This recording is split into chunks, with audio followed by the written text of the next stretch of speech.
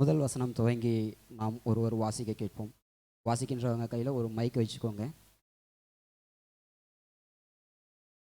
இவைகளுக்கு பின்பு இவைகளுக்கு பின்பு யூதருடைய பண்டிகை ஒன்று வந்தது. ம் ம்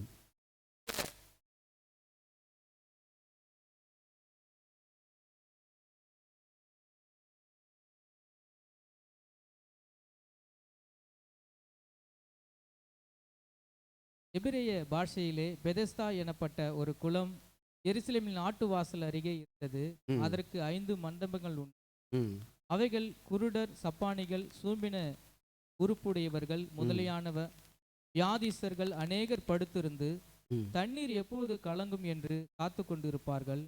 ஏனெனில் சில சமயங்களில் தேவதூதுவன் ஒருவன் அந்த குளத்தில் இறங்கி தண்ணீரை கலக்குவான். தண்ணீர் கலங்கின பின்பு யார் முந்தி அதில் இறங்குகிறானோ ம் அவன் எப்பேற்பட்ட வியாதிஸ்தனாய் இருந்தாலும் சொஸ்தமாவான். போதும். இந்த வார்த்தையை கொண்டு தேவனாய கர்த்தர் தாமே நம்மளோடு பேசும்படியாய் கண்களை மூடி தலைகளை தாழ்த்தி, ஆண்டவரே, உம்முடைய காலங்களில் செய்யப்பட்ட அந்த அதிசயத்தையும் அற்புதத்தையும் இந்த நாட்களில் எங்களோடு கூட நீர் பேச வேண்டும் என்று சொல்லி எண்ணுகின்ற காரியமும் அதில் இருக்கின்ற மறைவான விளக்கங்களையும் அதை போதிக்கின்ற நானும் கேட்கின்றவர்களும் அதிலிருந்து கற்றுக்கொண்டு அதன் பிரகாரமாய் வாழ உம்முடைய ஆவியானவர் தாமே வழிநடத்தும்படியாய் ஜெபிக்கின்றோம். எங்களுடைய மாம்ச சிந்தைகளோ மாம்ச வார்த்தைகளோ எவைகளும் வெளிப்படாமல் தேவ ஆவியானவர் தாம் காவல் வைத்து உம்முடைய வார்த்தைகளை மாத்திரம் உம்முடைய ஞானத்தை மாத்திரம் போதிக்கும்படியாய் அதை நாங்கள் கேட்கும்படியாய் நீர் உதவி செய்யுங்க, வழி நடத்துங்க. இயேசு கிறிஸ்து நாமத்தின் பிதாவே, ஆமென். இந்த இடத்துல பாருங்க, 3ஆம் வசனத்தை மாத்திரம் ஒருவர் சத்தத்தை உயர்த்தி வாசிக்கலாமே. மைக்கில் வாசிங்க, யார் வாசித்தாலும். அவைகளிலே ம் குருடர், சப்பானிகள், சூம்பின உறுப்புடையவர்கள் முதலியான வியாதிஸ்தர்கள் அநேகர் படுத்திருந்து தண்ணீர் எப்போது கலங்கும் என்று காத்து கொண்டிருப்பார்கள். இந்த இடத்துல பாருங்க, தண்ணீர் எப்பொழுது கலங்கும் என்று காத்து கொண்டிருப்பார்கள். அல்லேலூயா. இது ஆங்கில பைபிள் யாராவது வச்சிருந்தீங்கன்னாக்கா, வாசிக்க தெரிந்தவர்கள் மொபைலில் இருந்தால் கூட சரி, அந்த ஒரு வசனத்தை மாத்திரம் வாசிக்கலாமே ஆங்கில பைபிளில்.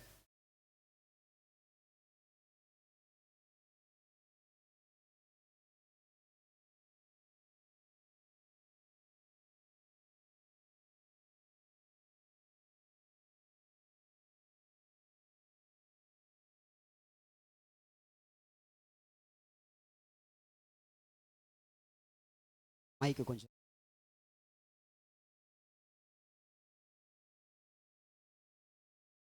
பின்னாடி கொடுங்க. அதில் கீழ்ப்பகுதி மட்டும் வாசிக்கலாமே. அந்த பேரலைஸ்டுன்னு இருக்கு இல்லையா, அதுக்கு கீழே மட்டும் வாசிங்களேன்.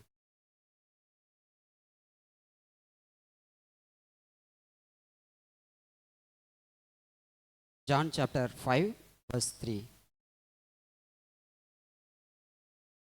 This lay of great multitude of important talk of blind, all whatever waiting for the moving of the water.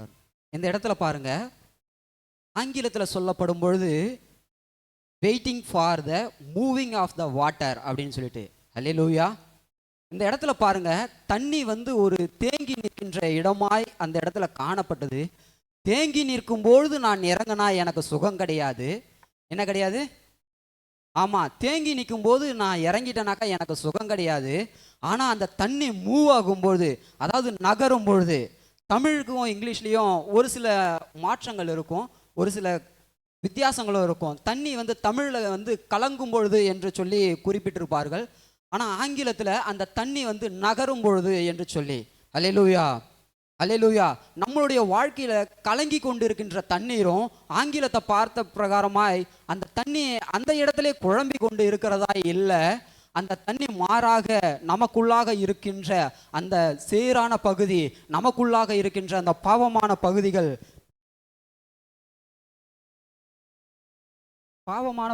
எல்லாவற்றையுமாக அடித்து செல்லக்கூடிய ஒரு வாழ்க்கைக்குள்ளாக நாம் போகும்பொழுது நமக்கு முழு விடுதலை கிடைக்கும். ஹல்லேலூயா. எத்தனை பேர் விசுவாசிக்கின்றீங்க? எத்தனை பேர் விசுவாசிக்கின்றீங்க? விசுவாசிக்கிறது எல்லாமே நடக்கும். அல்லேலூயா. இந்த இடத்துல எதற்காக அந்த தண்ணி நகர வேண்டும் என்றால், முதலாவதாக இதுல அநேக காரியம் இருக்குதுப்பா. அதுல ஒரு குஷ்டரோகியை சுகமாகணும் தானே, அதுல ஒரு வியாதிஸ்காரன் சுகமாகணும் தானே. இந்த வசனத்தெல்லாம் நாங்க ஆரம்பத்துல ரட்சிக்கப்படும் பொழுதே புதிய ஏற்பாடுன்னு ஒண்ணு எங்க கையில கொடுத்துட்டாங்க. அப்பொழுதே நாங்க ஆதி ஆகமத்துல இருந்து வாசிக்கலனாலும் மத்தேயு, மார்க்கு, லூக்காக்கு அப்புறமா யோவானை தானே நாங்க வாசிச்சோம். அதுல நீ கற்றுக் கொடுக்காத ஒரு காரியத்தையா இதுல நீ சொல்லி கொடுக்க போகின்ற என்றால், நாம் அநேக முறை இந்த வசனங்களை எல்லாம் வாசித்திருப்போம், தியானித்திருப்போம், பகிர்ந்து கொண்டிருப்போம். ஆனால் அந்த நகருகின்றதான அந்த தண்ணீருக்குள்ளாக நம்மளுடைய வாழ்க்கையை அதற்குள்ளாய் இறக்குகிறது இல்ல, அந்த காரியத்திற்குள்ளாய் நம்மை அர்ப்பணித்து இறங்குகிறதும் இல்லை. அல்லேலூயா. ஏன்னாக்கா இந்த இடத்துல ஒரு குஷ்டரோகி 38 வருஷமா படுத்துக்கிட்டு இருக்க ஒரு மனுஷனை பத்தி பாக்குறோம். ஆண்டவராகிய இயேசு கிறிஸ்து அவர் கிட்டயே போயிட்டு நிக்கிறாரு. அவர் நின்னாலும் கூட, நீ எதற்காகப்பா விரும்புகிற, நீ சுகமாகணும்னு விரும்புறியா அப்படின்னு ஆண்டவர் நம்ம கிட்ட இன்னைக்கு கேட்டா கூட சரி, அப்பா இன்னைக்கு இந்த பாவத்தை விட்டு உனக்கு மனம் திரும்ப ஆசையா இருக்கா அப்படின்னாக்கா, ஆசைதான், ஆனா என்னால விட முடியல. அந்த காரியத்தில இருந்து நீ மனம் திரும்ப வேண்டும் என்று சொல்லி விரும்புகின்றாயா என்றால், ஆமாம் நான் விரும்புகின்றேன், ஆனால் என்னால அதிலிருந்து வெளிவர முடியல என்று சொல்லி நாம் இன்னைக்கு தேவன் நம்மளோடு பேசி கொண்டிருக்கும் பொழுது கூட நாம் அவர்கிட்டயே மறுபதில் கொடுக்கின்றவர்களாய் இருக்கின்றோம். அல்லேலூயா.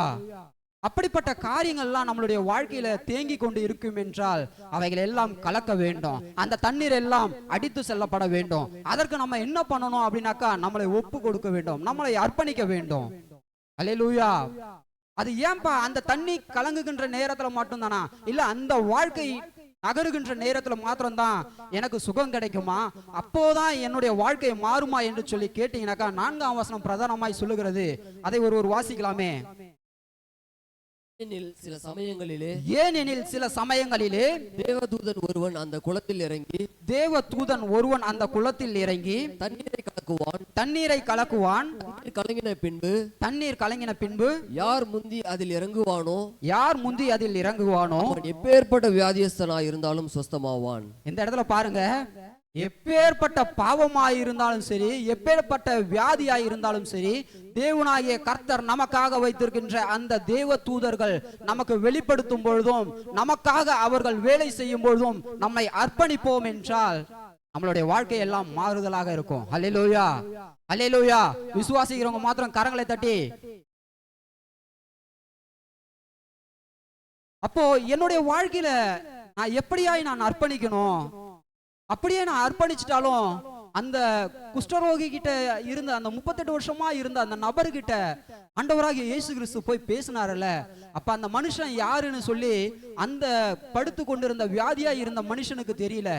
இன்னைக்கு ஆண்டவராகிய இயேசு கிறிஸ்துவும் அதற்காகத்தான், அதை போலத்தான் இன்னைக்கு ஊழியர்கள் நிமித்தமாயும், நம்ம உறவுகள் நிமித்தமாயும், நம்மளுடைய பிள்ளைகளுடைய நிமித்தமாயும், நம்மளுடைய கணவர் நிமித்தமாய், மனைவியின் நிமித்தமாய் அநேக முறை பேசி கொண்டிருப்பார். எப்பா நீ விரும்பணுமா, நீ இதை விரும்புறியா, இதை உனக்கு செய்யணுமா அப்படின்னு சொல்லி கேட்கும் போதெல்லாம் நம்மளுடைய பதில் வேதத்திற்கு உடனாய் இருந்தால் ஆமாம் என்கிறது மாத்திரம்தான். அல்லேலூயா. அல்லேலூயா. ஆனா இன்னைக்கு மாறா, நீ என்ன விட சின்ன பையன், நீ என்ன விட சின்னவங்க, நீங்க என்ன குறித்து உனக்கு ஆலோசனை சொல்றதுக்கு என்ன தகுதி இருக்கிறது என்று சொல்லி இன்னைக்கு நம்மளுடைய வாழ்க்கையெல்லாம் நவர்த்தி கொண்டு போய் கொண்டிருக்கின்றோம்.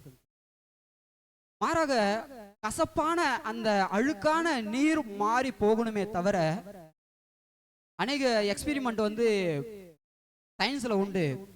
ஒரு தண்ணி, அதாவது அழுக்கான தண்ணிக்குள்ள ஒரு கெமிக்கலை ஊத்துனாக்கா அந்த தண்ணி முழுவதுமாக வெள்ளையா மாறும். அதை இன்னைக்கு எப்படின்னாக்கா, இன்னைக்கு அநேக காரியங்களுக்குள்ள வந்துருச்சு, நம்மளுடைய வீடுகளிலும் உபயோகிக்கிறதுக்கு வந்துருச்சு. இதை எதற்காக அப்படின்னாக்கா, சாதாரண ஒரு பவுடரே உள்ள கொட்டும் பொழுது அதனால அந்த தண்ணீர் அங்க இருக்கின்ற முழு கசடுகளையும் சுத்தமாக்க முடியும் என்றால், வற்றாத ஜீவநிதியை நாம் பெற்றுக்கொண்டு நம்மளுடைய வாழ்க்கையில இன்னைக்கும் நம்ம அந்த அழிவான பாதைக்குள்ளாக, அந்த கசடான பாதைக்குள்ளாக, தேக்கத்திற்குள்ளாகவே இருக்கின்றோம். இன்னைக்கு ஆண்டவரே, என்னுடைய வாழ்க்கையில என்னுடைய அழுக்காய் இருக்கின்ற சிந்தைகளும், அழுக்காய் இருக்கின்ற உபதேசங்களும், அழுக்காய் காணப்படுகின்ற என்னுடைய எண்ணங்களும் மாற வேண்டும் என்று சொல்லி நாம் அர்ப்பணிக்கும் பொழுது அவர் பெரிய காரியங்களை செய்கிறவராக இருக்கின்றார். அல்லேலூயா, அல்லேலூயா. இன்னொரு காரியம் கூட, நம்ம அந்த நதிக்குள்ளாக நம்ம கடந்து சென்றுட்டோம் என்றால் நம்மளுடைய வாழ்க்கை எப்படியாய் மாறும் என்று சொல்லி பார்ப்பதற்கு எசேக்கியேல் 47ஆம் அதிகாரம் முதல் சில வாசனங்களை வாசிக்கலாமே.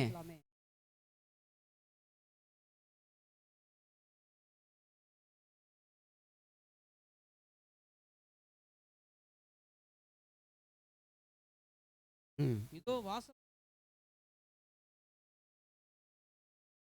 எப்போதும் பாருங்க, இப்போ அந்த தண்ணி எந்த இடத்துல இருந்து நம்மளை சுத்தம் பண்ணணும் அப்படின்னாக்கா, எங்க இருந்து சொல்லப்பட்டிருக்கிறது? ஆலயத்துக்கு வாசலுக்கு திரும்பி வர பண்ணினாரு. எங்க இருந்து அந்த தண்ணி வருதான்? வாசல் படி கீழே இருந்து வருது. தொடர்ச்சியா வாசிங்க. ஆலயத்தின் முகப்பு ம் ம் அவர் என்னை ம் என்னை வெளி புறவாசல் மட்டும் தண்ணி வலதுபுறத்தில் இருந்த புருஷன் கிழக்கே 1000 முழம் கடந்து என்னை தண்ணீர் கடுக்கால் பின்பு அவர் 1000 முழம் என்னை தண்ணீர் முழங்கால் அவர் 1000 முழம் அங்கே அவர் 1000 முழம் நடந்தார். அங்கே அது நடக்கக்கூடாது. தண்ணீர் நீச்சாழமும் நடக்க முடியாத நதி. அவர் என்னை நோக்கி என்னை நதியோரமாய் திரும்ப நடந்து நான் நடந்து வருகையில் இதோ நதியோரத்தில் அக்கறையிலும் வெகு திரளான அவர் என்னை நோக்கி, இந்த தண்ணீர் கிழக்கு தேசத்துக்கு புறப்பட்டு போய் வனாந்தர வழியாக கடலில் அது கடலில் பாய்ந்து விழுந்த பின்பு ஆரோக்கியமா சம்பவிப்பது என்ன? போதும். இதுல 12ஆம் வசனம் மாத்திரம் குறிப்பா வாசிக்கலாமே.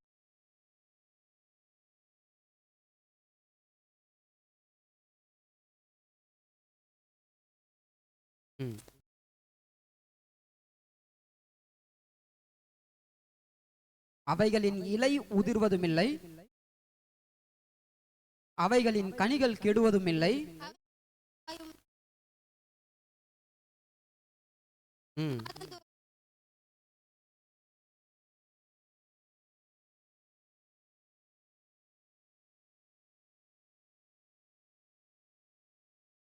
மாணவைகள் பாருங்க, இந்த இடத்துல தண்ணி வந்து ஆலயத்துல இருந்து புரண்டு வருகிறது.